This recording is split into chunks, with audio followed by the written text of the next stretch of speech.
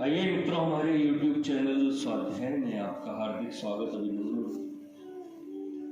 आज हम आपके लिए लेकर आए हैं धर्म और विज्ञान इस शीर्षक पर प्रेरणादायक ज्ञानवर्धक ज्ञान चर्चा। अगर आपने हमारे चैनल को लाइक और सब्सक्राइब नहीं किया है तो आपसे निवेदन है, कृपया चैनल को लाइक और सब्सक्राइब अवश्य करें। महाकवि कालिदास ने अपने अमर काव्य मेघदूत में कहा है, नीचे गच्छत्युपरि च दशा चक्रेण क्रमेण। जिस प्रकार गाड़ी का पहिया कभी नीचे और कभी ऊंचे उठता है, उसी प्रकार मनुष्य की अवस्था भी नित्य उत्थान पतन के अंदर से होती हुई अग्रसर होती है। आज जो राजा है कल वही राह का भिखारी होता है। आज जिसकी बात को लोग आदेश मानकर सिर चढ़ाते हैं, कल उसी की तिरस्कार भरी हंसी उड़ाने लगते हैं। एक दिन धर्म का ही आधिपत्य था, वही लोगों का शिरोमणि था।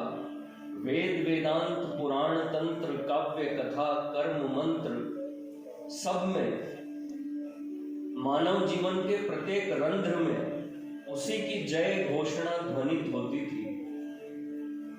परंतु आज वह दिन नहीं रहा। पहिया उलट गया। आज धर्म अपने सिंहासन से च्युत है। वहां आज नए राजा का अधिकार है, उसका अपार ऐश्वर्य है और सारा जगत अभ्यर्थना कर रहा है। आज विज्ञान का आमंत्रण पाकर बुभुक्षित मानव समाज के दल बड़ी संख्या में उसकी सभा में आ गए हैं और पत्तल लेकर आंगन में भोजन के लिए बैठ गए हैं। युग युगांतरों की भूख आज मिट जाएगी, इस भावना से उनका आनंद छलका पड़ता है। आज उसकी बाढ़ किनारे को लांघकर बड़े जोर शोर से बाहर बह चली है। वस्तु तंत्र मूलक ज्ञान ही विज्ञान है।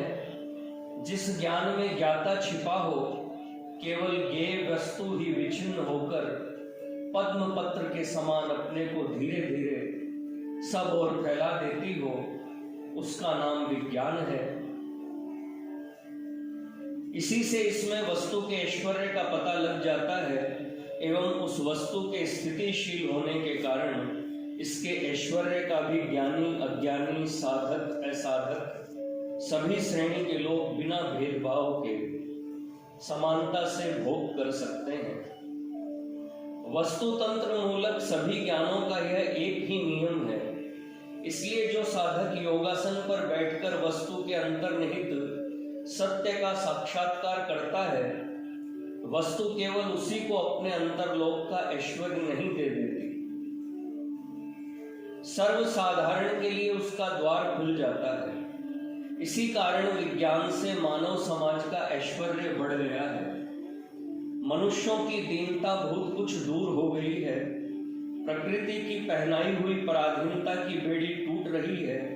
विज्ञान के आशीर्वाद से ऐश्वर्य का रसास्वादन कर मनुष्य आज अपने को धन्य मान रहा है। वह आकाश में उड़ता है, समुद्र पर नाचता है, अरण्य पर्वत गहन वन प्रभृति की बाधाओं को लांघकर दुर्गम पथ पर वायु वेग से दौड़ रहा है। इस पर भी वह तृप्त नहीं है, वह कुछ और भी चाहता है। जिस प्रकार रक्त का स्वाद पा जाने पर बाघ ज्यादा खूंखार हो उठता है, उसी प्रकार मनुष्य भी आज शक्ति के लोभ में लोलुप हो गया है। आज उसे कौन रोकेगा? इसीलिए आज राम रहीम दूर हट गए हैं। मनु मोजेस के उपदेशों का तिरस्कार हो रहा है। जन समाज में आज विज्ञान के प्रभाव और विश्वास की सीमा नहीं है। धर्म की प्रकृति सदा से ही कुछ निराली रही है। वह मनुष्य के किसी भी मापतोल के अंदर नहीं आता। वह तो मानो आकाश का प्रकाश है। धरणी की धूलि के साथ वह कोई भी सरोकार नहीं रखता, दुर्लभ अतिथि के सदृश मनुष्य के इस मिट्टी के घर में वह 2 दिन के लिए उतर आता है और फिर न मालूम कहाँ अदृश्य हो जाता है। इसी से देखा जाता है कि जब साधक का हृदय इस ऊर्ध्व लोक के प्रकाश से प्रकाशित हो उठता है, तब उसकी दिव्य प्रभा पर मुग्ध होकर मनुष्यों के दल सब ओर से आकर उसे चारों ओर से घेर लेते हैं। परंतु आश्चर्य यह है कि बहुत ही थोड़े मनुष्य इस प्रकाश से स्पर्श कर पाते और इसकी ज्योतिर्मयी दिव्य शिखा से अपने जीवन दीप को जलाकर धन्य होते हैं।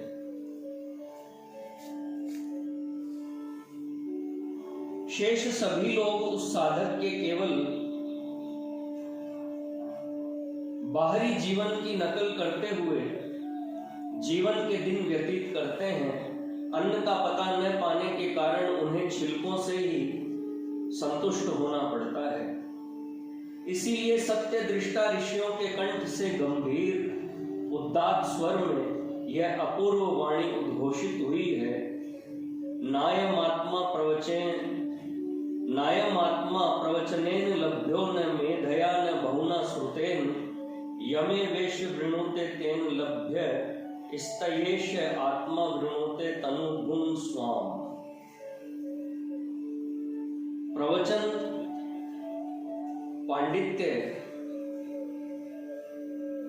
या मेधा द्वारा कोई परमात्मा को प्राप्त नहीं कर सकता।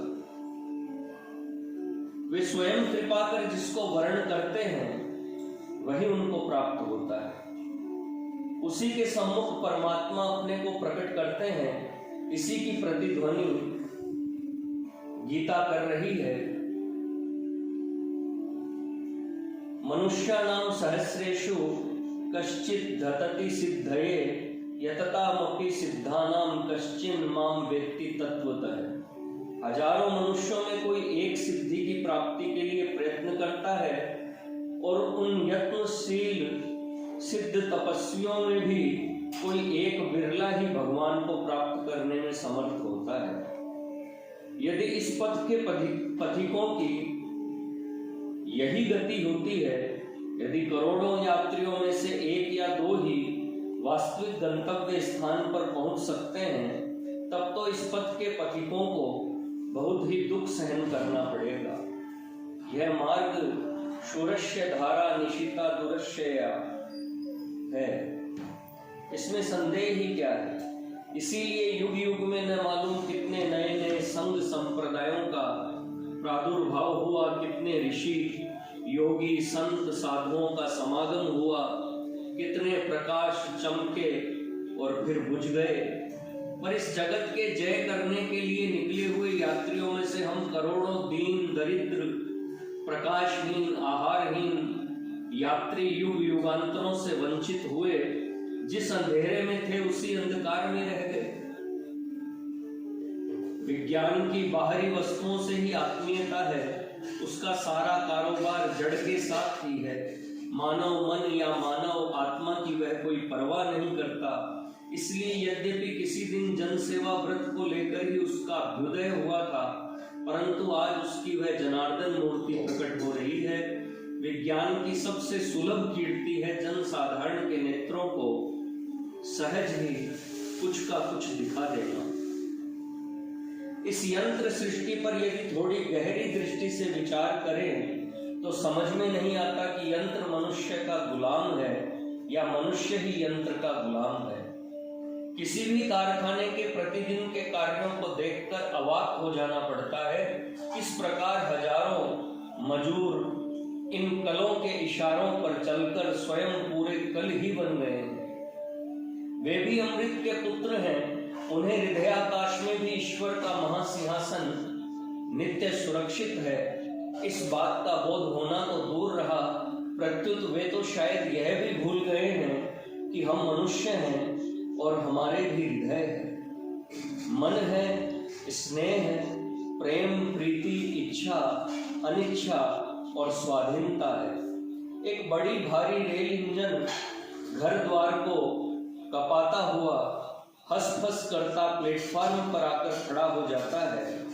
तुरंत ही सैकड़ों नर नारी इधर उधर दौड़ने लगते हैं। उसके विकट गर्जन और अयथा आस्फालन से मनुष्यों की अंतरात्मा कांप उठती है।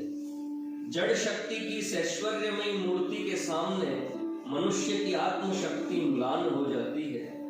मनुष्य दीन हो जाता है और अपने को भूलकर उसी में वह श्रेय प्रेय की युगल मूर्ति का दर्शन करने लगता है।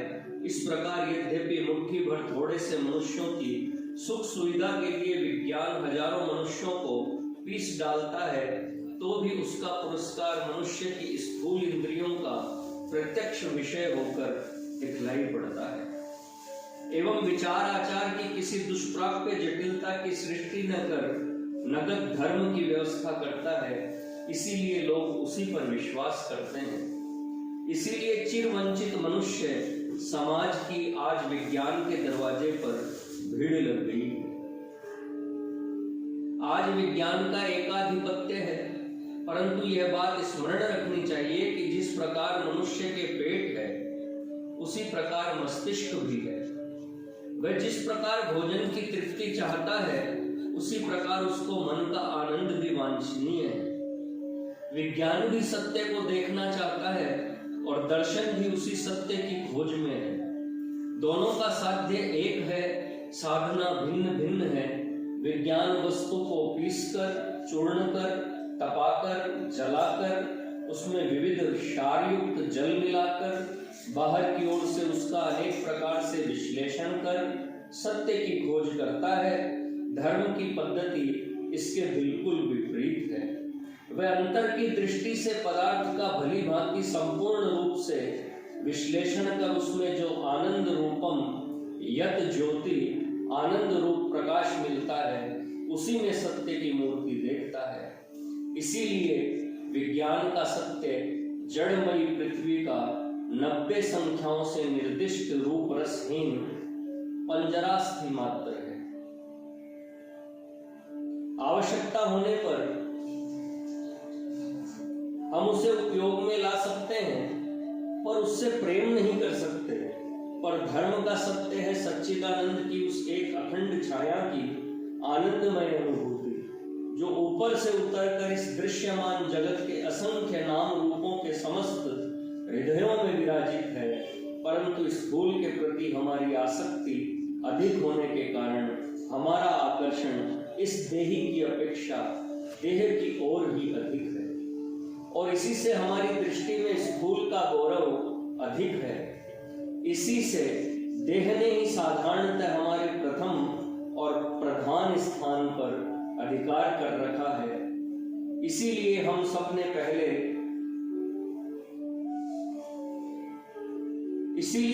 सबसे पहले उदर पूर्ति चाहते हैं, अन्नम बहुपूर्वी। इस वाणी का साधन ही हमारा व्रत है। परंतु उदर पूर्ति के साथ ही जब स्थूल का गौरव चला जाता है और गहरे अंतर की प्रगाढ़ पिपासा प्रबल वेग से बढ़कर जिह्वा को जलाने लगती है, तो उसे नष्ट करने वाला कोई भी शस्त्र विज्ञान के पास नहीं है। इतने पर भी हम देखते हैं कि सारा मानव समाज आज अबोध बालक की भांति अस्ति नास्ति न जानन्ति विज्ञान के सामने हाथ पसारे खड़ा है और देही देही पुनः पुनः की पुकार से उसने सारे आकाश को गुंजा दिया। भोगमय जीवन दूर से हमें मिथ्या ही मुग्ध करता है। कुछ दिन वैसा जीवन बिताने पर सहज ही उससे मन उठ सा जाता है, फिर तो हमें वह बंद कैद खाना सा प्रतीत होने लगता है, जहां न हवा है और न प्रकाश है। ऐसा लगता है मानो शीघ्र ही कुछ अवकाश, खुली जगह और विस्तार नहीं मिला तो हमारे प्राण ही नहीं रहेंगे। जगत और जीवन की माधुर्य एवं स्नेहहीन अति साधारण मूर्ति ने मानव कारागृह की दीवारों के समान चारों ओर की सीमा को संकुचित कर रखा है। हम संकीर्णता की इस काली यवनिका को हटा देना चाहते हैं। इस शुद्र सीमा में हमारी तृप्ति नहीं होती। यहाँ हम और हमारा आत्मा अत्यंत ही संकुचित और क्लिष्ट हो रहे हैं। हम इससे मुक्त होना चाहते हैं, परंतु किस उपाय से? सारा जगत आज व्याकुल दृष्टि से विज्ञान के गंभीर मुख की और उपाय की आशा से ताक रहा है। सशंकित हृदय से प्रतीक्षा कर रहा है, न मालूम किस शुभ मुहूर्त के अद्भुत आविष्कार से अकस्मात यह दुस्वप्न नष्ट हो जाएगा। यवनिका उठ जाएगी, जगत और जीवन की एक नई चाल, एक नया अर्थ पाकर हम बच जाएंगे, धन्य हो जाएंगे। परंतु ऐसा कभी नहीं होगा। जैसे एक दिन मनुष्य ने धर्म के द्वार पर अर्थ की याचना करके भूल की थी, आज वैसे ही विज्ञान के द्वार पर परमार्थ की कामना से खड़ा होकर के वही भूल कर रहा है। उसको अर्थ और परमार्थ दोनों ही आवश्यक है। एक ही साधना से उसकी तृप्ति नहीं हो सकती। इसी से उपनिषद में यह कहा है, विद्याम च यस्तद्वेदो भयं सह अविद्या मृत्युम तीर्थ्वा विद्यामृतमश्नुते। जो विद्या और अविद्या दोनों का एक साथ जानता है, विद्या और अविद्या दोनों को एक साथ जानता है, वह अविद्या के द्वारा मृत्यु को लांघ कर विद्या के द्वारा अमृत का उपभोग करता है। भारत में युग युग में अनेकों मत और अनेकों मार्ग निकले और नष्ट हो गए, परंतु इस उपनिषद वाणी में जिस पथ का संकेत है, वैसे सामंजस्यपूर्ण सर्वांग सुंदर पथ का फिर कभी उपदेश नहीं हुआ। महामनीषी गीताकार ने अपने अपूर्व दार्शनिक महाकाव्य में जिस आसक्तिहीन कर्म योग का विस्तार किया है, उपनिषद के इस छोटे से मंत्र में उसी की बीज मूर्ति अनुश्रुत है। दार्शनिक परिभाषा में इसी का नाम ज्ञान कर्म समुच्चयवाद है। जनकादि राज ऋषिगण इसी पथ के पथिक थे। जिस प्रकार पक्षी एक पंख से आकाश में नहीं उड़ सकता, उसी प्रकार मनुष्य भी केवल ज्ञान या केवल कर्म की सहायता से संसार सागर से तैरने में समर्थ नहीं होता। कर्ममयी कर्म निपुणा विद्या ही अविद्या है। गीता की भाषा में इसी का नाम योग है, कर्मसु कौशलम है। इसी अविद्या, इसी कर्म कुशलता के द्वारा मृत्यु को लांघना पड़ेगा, फलाशक्ति को छोड़ना होगा। तब तुम्हारे अंतर में छिपा हुआ ब्रह्म ज्ञान स्वतः ही प्रकाशित हो उठेगा और उससे अमृत को पाकर तुम कृतकृत्य हो जाओगे। यदि हम गीता की दृष्टि और ऋषियों के अनुभव को ग्रहण कर समुचित साधना की शरण नहीं लेंगे, तो आज जो विज्ञान मनुष्य को भोग पथ की ओर खींच ले गया है और जो धर्म योग का प्रकाश दिखा रहा है, वे दोनों ही व्यर्थ हो जाएंगे।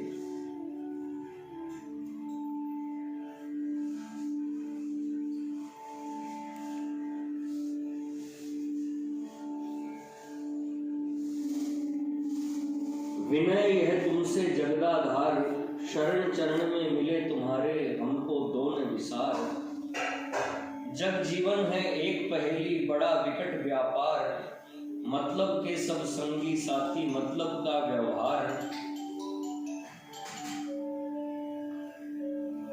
ईर्ष्या और द्वेष का मन में है अक्षय भंडार, सीखा नहीं किसी ने करना सच्चे दिल से प्यार।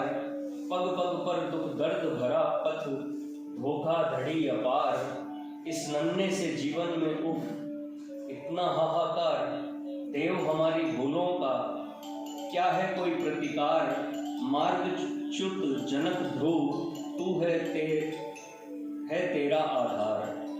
मित्रों, यह थी